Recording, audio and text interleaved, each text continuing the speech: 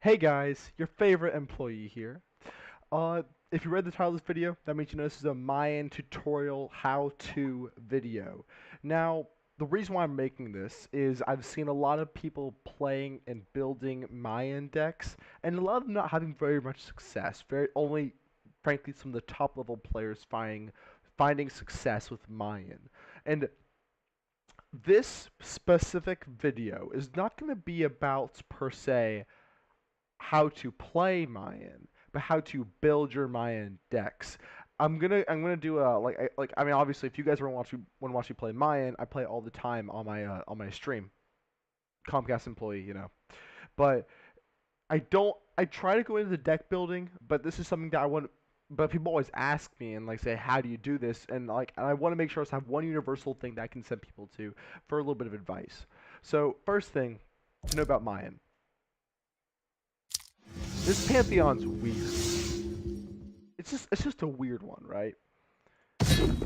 Because here's the deal. Actually, and there's no audio for these cards just to make it easier to talk, just so you guys know. It's not just some weird audio bug. Um the Mayan Pantheon requires synergy. And the biggest thing is it's not explicit synergy. What do I mean by that? Well, put it simply, when you look at the Chinese Pantheon, you see, okay, spell, spell, spell, a bunch of spells. So like, okay, wait a minute. I will defend this land from those who intend to destroy it. Shall be swept aside. Really had this whole spell-centric motivation, right? Our deed shall be written. Oh, I suppose this is another fine day. Know your enemy. I am a bit hungry, and victory will be assured. Unless you're fighting a dragon, of kind course. of Egyptian, how they have a lot of heal-centric, a lot of like Egyptian's kind of weird, in that sense, but it's still very basic on what it wants you to do. Very straightforward and to the point. My blood. It requires some explaining. It requires some previous knowledge of the game, and I think compared to other pantheons, some people are having trouble building it and playing against it. For example, if you guys were unaware, I have this deck. This deck has like an 87% win rate because people don't know how to play against Mayan effectively. And this will also, if you know how to build a Mayan deck, you know what to expect, so you know how to counter build it. So the first thing we're just going to go into, I think the best thing to do first would be to judge the value of each card. And then I'll go and just make a small deck kind of incorporating the same values. And I'll show you some of the decks that I've made as well that are really fantastic. So I guess let's just get right into it. So first, the biggest thing I want to point out is Alpwash's leader ability. Deploy 1/1 zombie on the battlefield. His leader ability isn't innately strong. It's a nuisance. It's not like the Chinese leader ability, which can become a very big barrier to some of your smaller health, large attack units like an AMC. Uh, it's it's not even as good as Zeus's where you can buff gods. It just really is just a nuisance unless you play it effectively. So I mean, what I will say, it does allow you to it gives you something to do on turn 2, which Zeus, Roman, I guess especially if you're going first as well, Zeus, Roman, and Egyptian don't let you do. So it does have that kind of bonus. So again, the whole zombie synergy is just you about placing your zombies efficiently and placing them correctly in a spot where you can get the most value out of them. Because innately these cards are kind of a nuisance even to yourself, because moving a single unit each turn is very underwhelming, and it's really about playing around how do you get zombies to the summoning stone to either A, deal damage, or B, cause damage dealt via other means. And that's really the whole premise about zombies. And I think a lot of people, especially when we get down to Lingering Dead, perceive this pantheon incorrectly. They perceive this as, hey, let's spawn 2 zombies and let's make them attack. No. Okay. So now you have that idea. Ritual Strike, it's good. It's a fine card. It can work in some decks. I personally don't run it because it feels underwhelming, especially if you get it early, fantastic. If you don't get it early, then you're kind of in a bad situation, and that's where that's why I'm not a big fan of this card. But it's still a good card.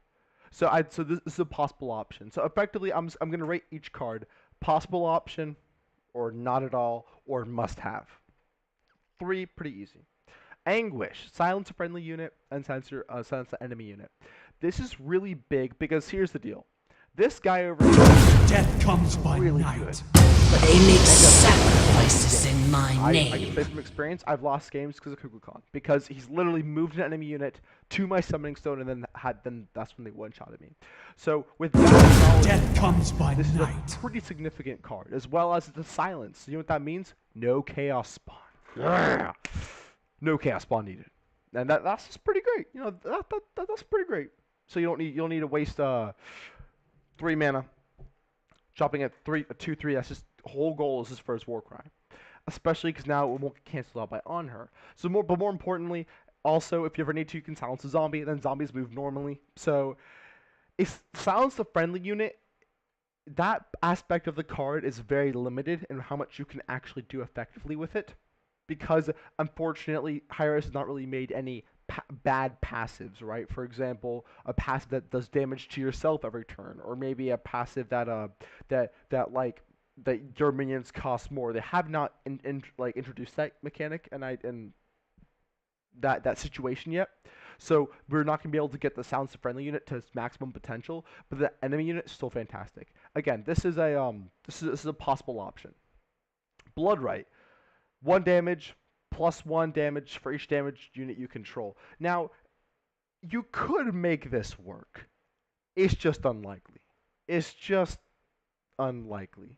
Because it's a situation where you need to have a bunch of units and a bunch of them damaged. For example, if you were to go into some sort of X-Ball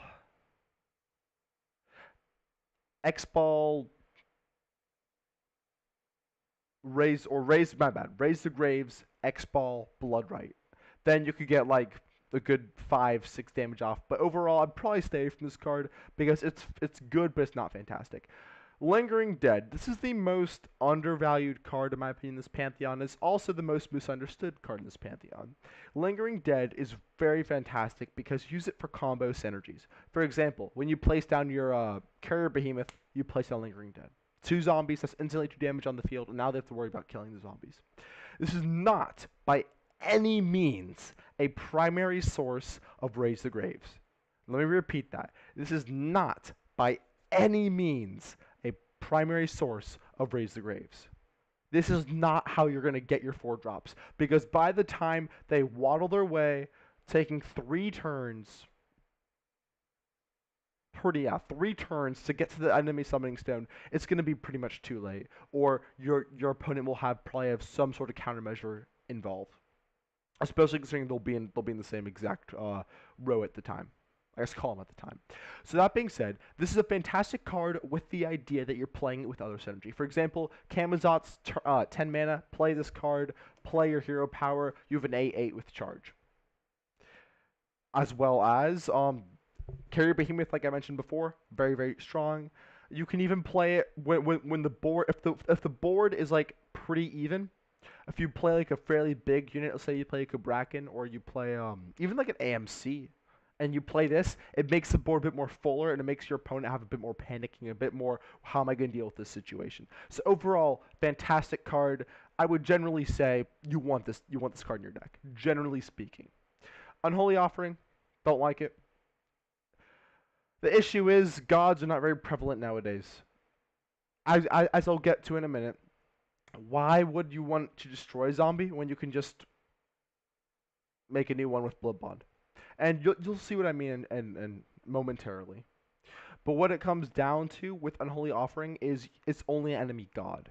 And you're also destroying a zombie. And this is an early game card, right? So even if you're like playing this on a Terra or like some thicker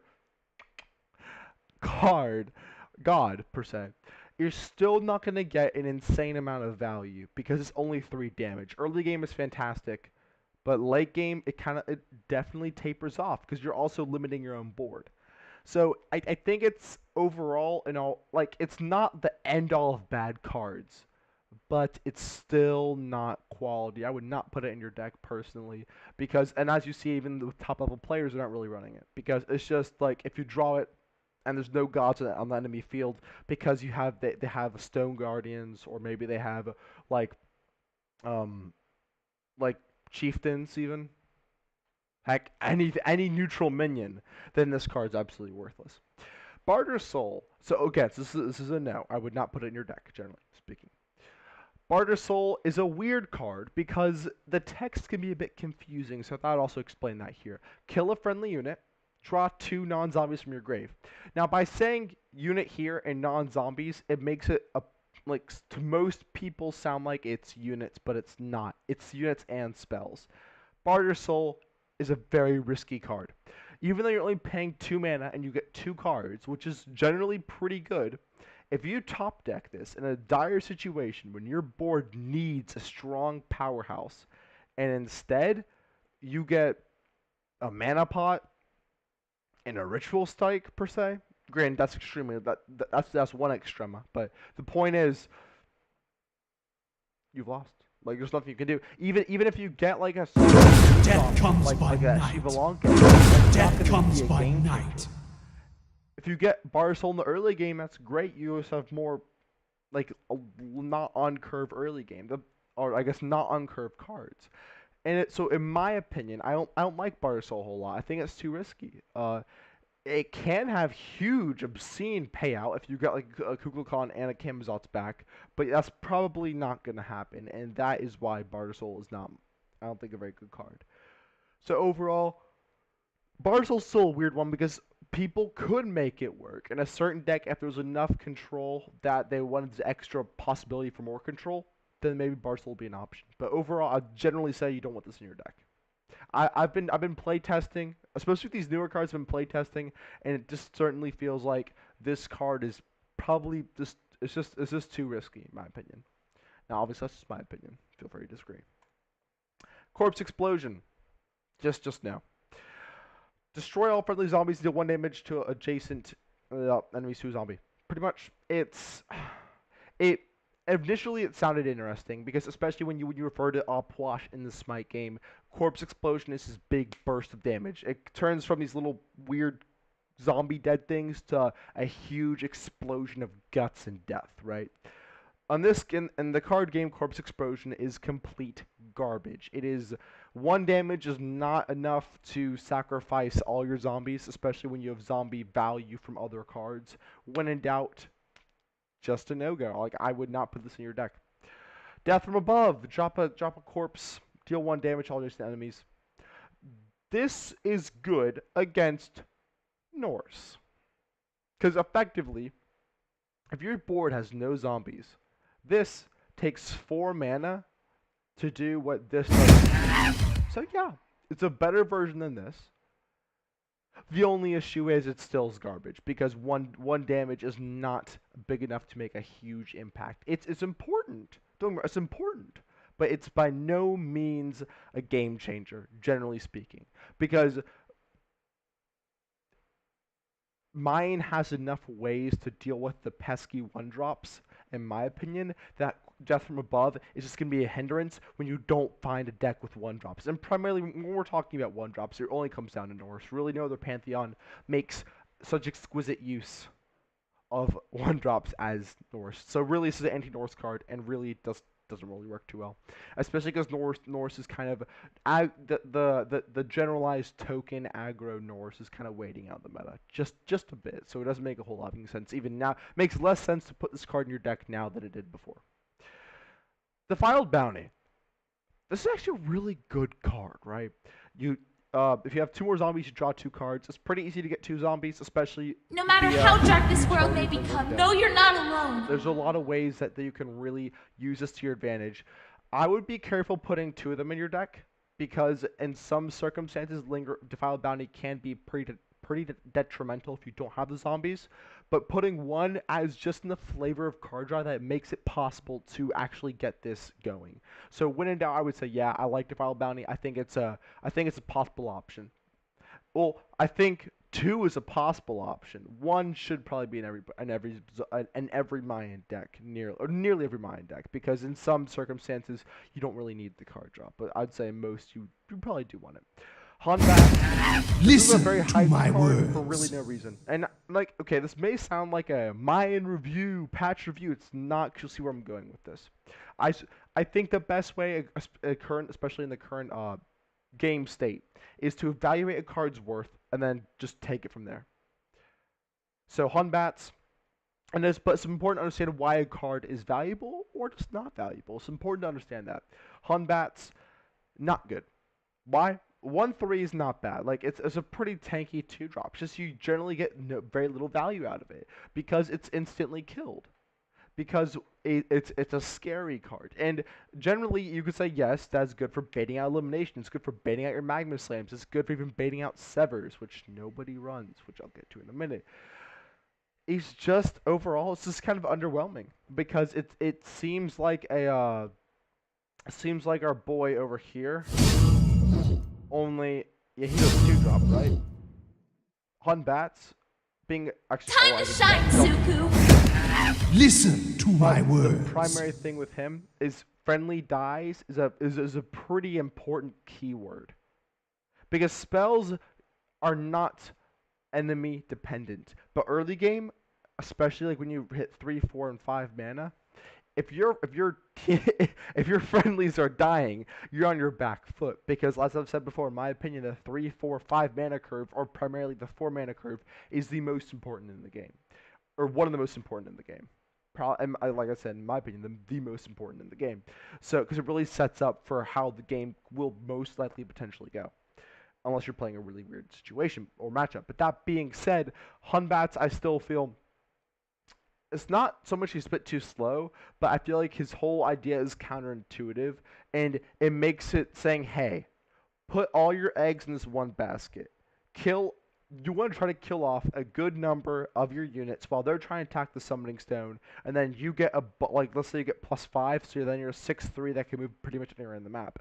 And that's a cool concept in theory, but again, 6/3 is not only is it easy to kill, but it still feels counterintuitive to what you're trying to do in the game, which is just get units on the field and then have them progress and get damage off and kill other enemy units. No matter how dark this world may become, no, you're not alone. In my opinion, because 2 damage nobody cares about.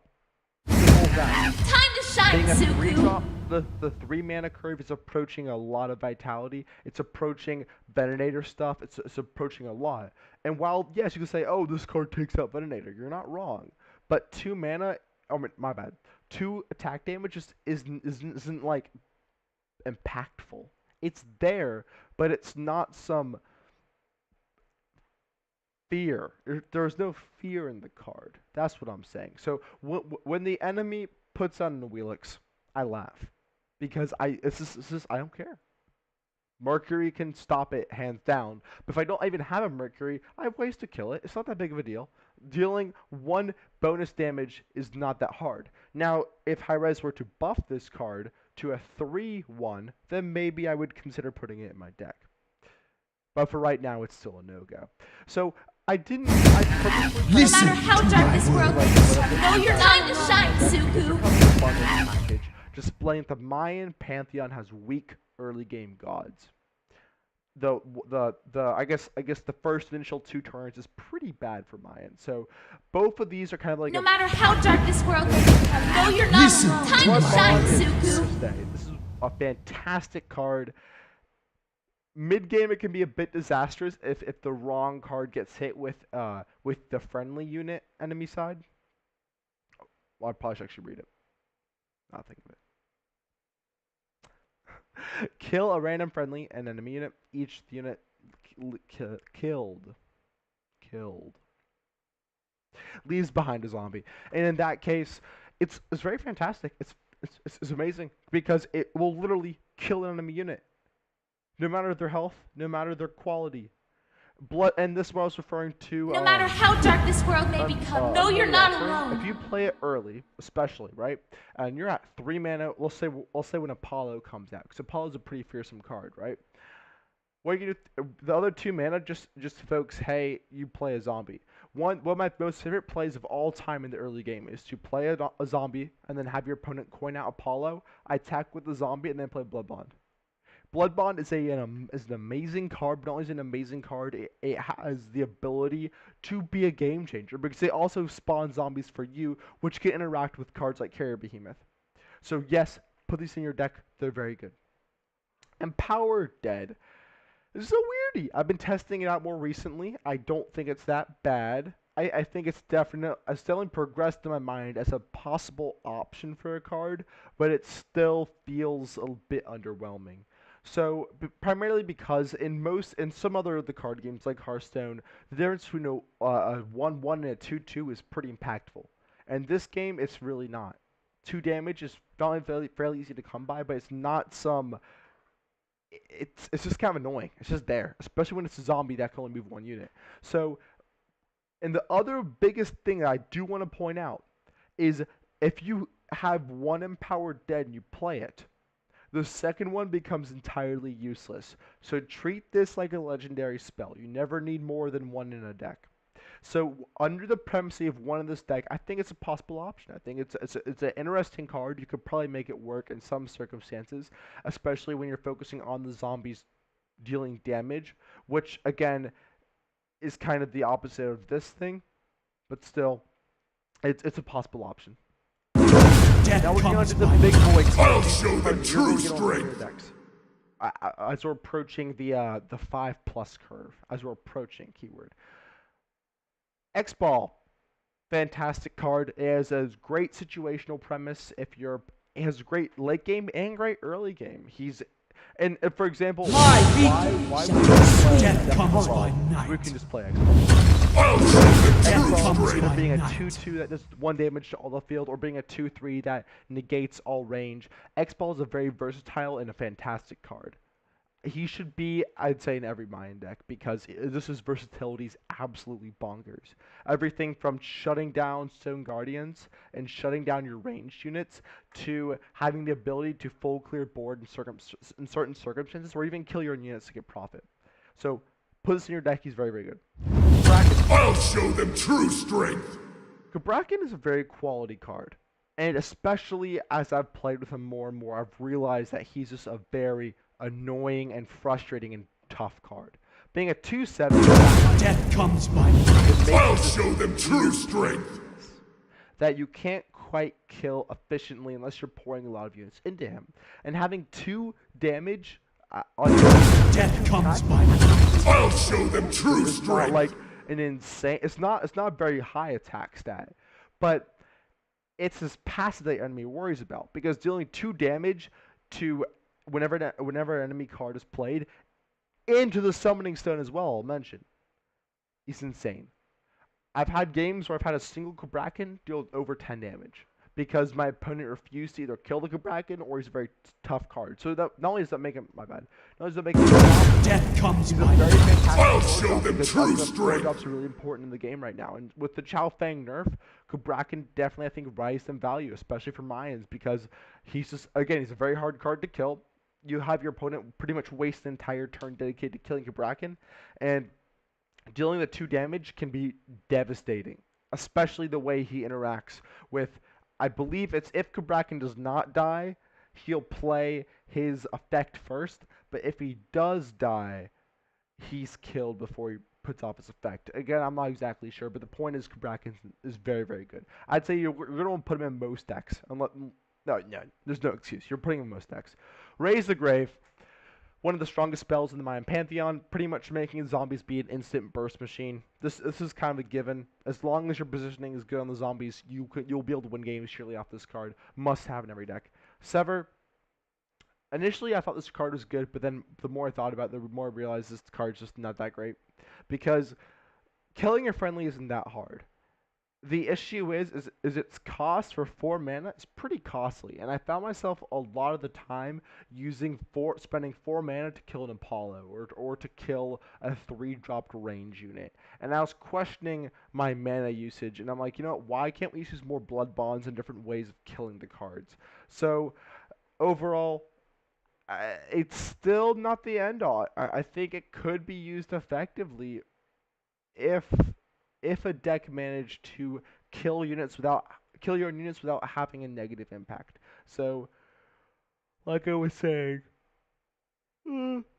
it's a potentially good, but probably not. I'll leave it at that. Sweet. Sick animation. AMC is a very weird card because being at 3 health means he's extremely easy to kill, and he's pretty meh. It will take more playtesting for me to determine if he's quality and he's very viable. But the issue is hives themselves are garbage, but they can make your opponent waste turn, and they can provide almost like a construct type idea where you're blocking your opponent. So potentially AMC could be good. I'm gonna put him as a possible option. He's a possible option. Probably not, but he may. You could probably pull him off, especially because this 5 attack stat's absolutely bonkers. Today, crush our enemies! Dealing 2 direct damage, it's a fantastic ability. It gets rid of fan ways. It gets rid of it can help get rid of Chow Fangs. It's a really good utility card. I think, especially not having the most fantastic styling doesn't really hurt Chalk that much, because he's a very aggressive card. You start off throwing that axe and you just go at it. While he's within bludgeon range, your opponent also feels guilty about bludgeoning a 4/4, so that's why he's also quite quality. They make sacrifices in my Crush our enemies! They make sacrifices in Crush our my enemies! One card I feel like probably teeters between possible option and having most decks. They make sacrifices in Crush my our name. enemies! They make sacrifices in my Having the name. ability to kill you, he can board wipe fairly easily. I would say having most decks. You know, just the ability that whenever a friendly dies, deal 2 damage to an enemy is very good. The issue comes in displacing them. So I think he's still, like, while he's kind of like an RNG fest, he's still a very quality card. And I still would say he should probably be most decks, just because he's tanky and he's a spell dump. Like, it's funny because even though he's less tanky, I mean he's ranged. Even though he's less tanky than Cabrakan per se, They make sacrifices in my at name. this point is really good to waste your 5 mana.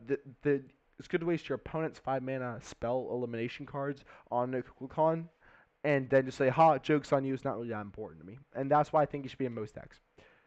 Blight, the end all, you need this card in your deck, hands down. I don't think there's a single deck that should not be running, or I don't think there's a single deck that has the excuse of not running Blight, because it's so important, it's so impactful. It's a modified.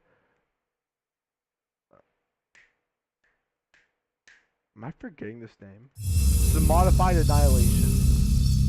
But it's Death comes by night. So yes, you need Blight in your deck. Decay, fantastic. Put in most of your decks. I say put in most of your decks because some decks is maybe a bit too slow for. But even then, I think it's most of the time it's going to be fine. The ability to decay a Terra, to decay a baboon, decay a fire giant, decay Guan Yu. It's just the ability to turn an enemy unit null and place a zombie there is fantastic. As well as, again, if you know your interactions, you would understand that this card does not trigger death rattle effects. So this is the ultimate Sylvanas killer. It's a fantastic Sylvanas killer. Be in most decks, I'd say, unless there's some very weird situation. Charge 5/5 is already alright, because you're getting more damage off than you would with Blade Master. But if you combo it with some basic cards like Lingering Death, Beautiful night for our hands! So far, you've learned my opinion on every single Mayan card, and whether they should be in your decks or should not be in your decks. And hopefully that's already kind of get your gears thinking. Now, I'm not sure if I'm going to make a video based, I guess, solely on the gameplay of Mayan. If it's requested, then I probably will do it.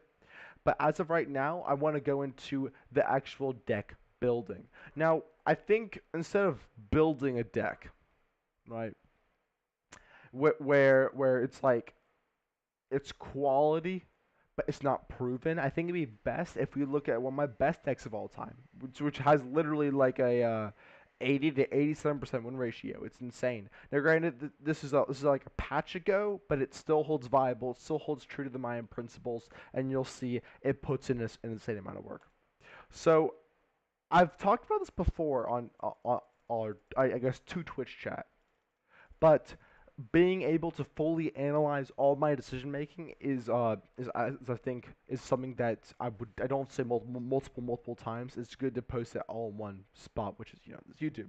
So first, Lingering Dead. The utility on Lingering Dead is absolutely insane. The ability to everything from diffuse the probability of Blood Bond. Where are you, Blood Bond? Everything to diffuse the probability from of Blood Bond, like taking away your even like your Cabrakan or your Xiao Fang, or just the ability to even deal bonus damage via Carrier Behemoth. The point is, Lingering Dead has an insane amount of combinations, and a lot of the lower level players don't realize that this is not a card designed to place zombies. It's a card designed to place utility, and with that in mind, that's how you have to kind of approach it. Defiled Bounty, I run one of these in my deck, like I said in the patch review. It's a very good card. It's a very good. It's a situational in that you can draw a lot of cards, as well as it's a great tempo play. Honestly, like if you're ahead, it's fantastic at keeping you ahead. Because for 2 mana, drawing 2 cards is really good. As well as it's, but having 2 of them, I'm not big. I found out having 1 of them is perfectly fine, and so I generally recommend. Blood Bond, I've already explained, this card's fantastic, especially when you combo it with a lot of these cards, and you get a lot, like, to where the whole death synergy really procs in. It's destructive, man. It's absolutely destructive. It's a destructive early game card. It's a kind of dangerous mid game card, but it's a godlike late game card. So it's like, it's a pretty much a triple win. Suitor. I run this card in my deck because it helps, not only does it help zombies, but it also helps clear up the board early. It has a great way of establishing presence immediately on the board. Being a 1/4 for a 3-drop means it's extremely tanky, meaning it's a very hard card to kill at 4 mana or 3 mana, and that's one of the best ways in my opinion. Especially it having charge means it can double the damage of a lot of zombies. And it's a very annoying card, but also towards late game it really helps eliminate cards via its +1 effect, which sometimes, like, a game winning card can be at 1 health, but if you play Suitor, it's no longer alive. Kind of like with that option. If you kind of get what I mean, where it's like you can buff your card just killing that card. I think it's a fantastic card. However, putting 2 Suitors in the deck seems a bit too burst, or like not burst-y, but a bit too focused on aggro for me, so I only put 1 in my deck. 1 X-Ball, like I said, X-Ball is a really important card, but having 2, especially for this style of deck, which you'll, as I'm explaining it, you should probably be, you should be able to see exactly what I'm doing. The ability to cause Sun or Moon is very good, but an X-Ball innately as a 3-drop is not great. It's when you apply his effect to the board that he becomes a very strong, potent god. So in that case, that's why I'll include 1 X-Ball, because he is a situational card.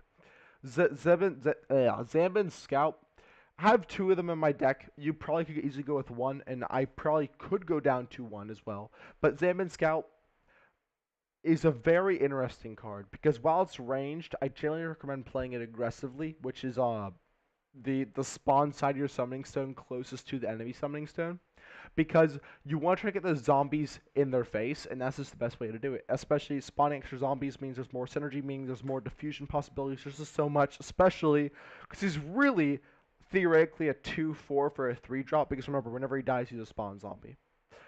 Very good card. I guess it has a lot of synergy in this deck. Cabrakan. I took out Xiao Fang and put in a second Cabrakan because Cabrakan I think is absolutely bonkers, especially if you get 2 on the board. It's destructive.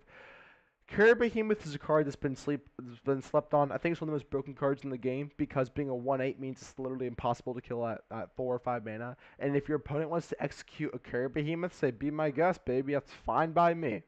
2 of these makes a very strong like backline where you're just throwing zombies to the opponent and they're taking damage for killing them, which is insanely good. Xiao Fang, he got nerfed somewhat. I have 1 of them in my deck. The utility behind immune melee is still extremely strong, but it's him being a 3/3 means he's the most reliable to keep on board, and that's where I had Cabrakan pick up his slack. Raise the Graves, I've already talked about this. It's such an important card. it buffs all this crap. This is really, really good in this deck. Chalk, again, I only run one Chalk because his damage output's good, but he's also situational. You're never, ever, ever gonna play Chalk, deal 2 damage, and just place him on the field. No, you're not doing that. Unlike with Mercury, where I've seen a lot of plays, I've done a lot of plays, which I think are actually perfectly fine, where you coin out Mercury turn 2, play Merc, and just get 3 damage on the summoning stone, and then most likely an additional 3 next turn. Chalk isn't really that way at all. Being at 5 mana means you can't efficiently do that, so that's why he's situational guard. And if you have 2 of them, you're kind of banking on either a 10 mana 4, yeah, at 10 mana, opponent having 4 health, or just potentially wasting a draw early. And we're mentioning Cabrakan is a fantastic spell dump. He's a fantastic distractor. He's just so good at literally everything you could possibly do. So that's why I think Cabrakan's fantastic, and that's why people need to probably run him. Nankum. Now, it's actually a hot debate here between really primarily myself and BleezBulb. Nankum and War Behemoth. The option is you take out Nankum, you put in a second War Behemoth, or take out you're going to have War Behemoth, because War Behemoth stats are insane. I include Nankum because your opponent is not going to want to kill a 4/4. It just doesn't make any sense. Like, wasting elimination on a 4/4 means that these guys can survive easier, and that's why I think I really like Nankum, especially because it's a very unassuming card. When you combo that with a potential like War Behemoth, you have a lot of possible card draw. And so card draw is really important, especially in Mine, because Mine has a very high cycling rate. You need to be drawing a lot of cards and throwing out your opponent. And that's where you really do want Nankum and War Behemoth combo, in my opinion at least. Blight, I said, is the most important card in the game. Decay, very, very important for killing a unit that you don't want to waste your time investing in. Altera, Baboon, Guan Yu, you name it, if it's kind of big and tanky, you play Decay. Solves the problem perfectly. Camazot's a great endgame possibility. Just play that guy, have him go, become an 8/8, a 6/6, a 7/7, even like a 10/10 if you're lucky, and then just swarm the board and just eat everything. Fire Giant, because this card's too good, especially when it comes to the Death Synergy. So, I guess the overall theme of this deck is having cards via Carrier Behemoth, Cabrakan, and Cabrakan really having a mix of these tanky, strong units with cards like Camazot's, like War Behemoth, and who have a really high damage output, as well as via zombies and our boy Razor Graves.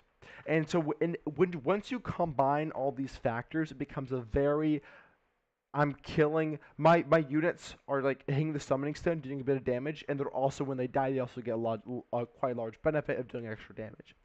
So in this case, a lot of it revolves around your own units dying, but his damage output's insane. It takes a bit of getting used to play this deck, especially because like when you have Fire Giant, sometimes a lot of times it's best to have your Fire Imps die, so you get the benefit of the Carrier Behemoth.